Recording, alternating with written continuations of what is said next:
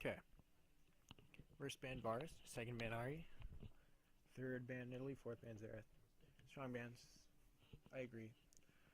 Nidalee's just the numbers on Nidalee are way too strong at the moment. Just the AP ratios, execute damage.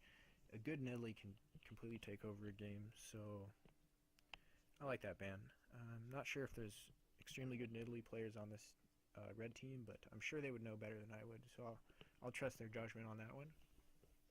Xerath stalls out games endlessly. Good ban there. Ari, the strong, well-rounded, character. Long range wave clear, strong CC, escapability, sustain, very powerful, very well-rounded, solid second or third or fourth pick. I wouldn't say first pick Ari is worth it on this map because her engages are very telegraphed and obvious, so it's hard to take people by surprise like you can on Summer's Rift, where she's very powerful at the moment. Janaban is 100% necessary. Janna is way too strong. She allows for way too many positive things to be going on for your team. If you have melee champions, she can endlessly clear waves, protect the towers, allow you to kind of build up your items that give you that mid-game power spike, and then give you the movement speed buff to just go in and completely destroy the enemy team. First pick Sona. Personally, I like this pick. It's good in poke comps, and it's also good against poke comps. It has a decent amount of engage and peel, not incredibly strong in either of those areas, but it's very versatile. So they kind of can scope out what red is doing and see how they want to respond. Red team picks Jinx and Blitzcrank. Now Jinx is very good at kind of sitting in the back of the fight and waiting for things to happen, and then going in later on and just cleaning up and acing the enemy team. And she has that long range, I believe it's her E poke ability that helps her be effective early on in the game. Her ult is very good if she can stay safe and deal AoE damage before she can get items, so she doesn't have a really big mid-game power trough that some AD carries have on this map. We see here the Morgana and LeBlanc coming in.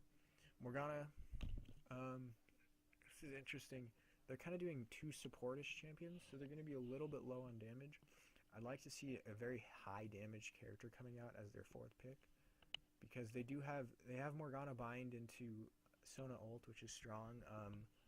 LeBlanc can also burst into that, so they have really good single target kind of burst with the Sona power cord. Morgana Black Shield for Blitzcrank obviously goes without saying, very powerful. This is it's pretty good for blue. They're going to need to be worried about getting hard engaged on. Morgana can help a little for that with the ult, so I think well-rounded comp for blue at the moment. Heading over to red side, they have the Amumu and the Brand. So Amumu Brand, Amumu flash ult into Brand bouncing all over the place with his ult wrecking face. I can see the idea behind it. I understand what they're going for, but I feel like honestly the Blitzcrank doesn't fit in this comp.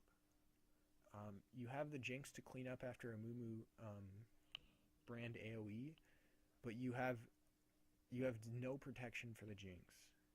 And Blitzcrank is just going to pull someone into Jinx. Is he going to pull Malphite in so he can ult Jinx? No, that's not going to happen. So I'm a little confused about the Blitzcrank pick. I would much rather have seen the Jinx Morgana, because Jinx is immobile. If they had picked Morgana there, that would have really been effective. Or really any kind of supported style champion. Nami maybe would have been a decent pick there. Or anything with lots of wave clear, because Brand by himself is not going to be able to wave clear very effectively. But considering that blue has no AD carry, they're going to be relying entirely on Sona to really get damage down on these towers, and maybe LeBlanc a little bit. Sona with a Sheen can do a lot of burst to towers, so that could work, but I feel like we see this in a lot of games where you don't run an AD carry. You have a very powerful mid-game burst, right? Like if you can get a big advantage in the mid game and push through, take their towers, and you can actually carry that through into a win, it can be very effective. But if you start to make mistakes and you allow the Amumu Blitzcrank to get tanky, who's going to kill them? If they get a good amount of magic resist, Malphite has to ult Jinx, right?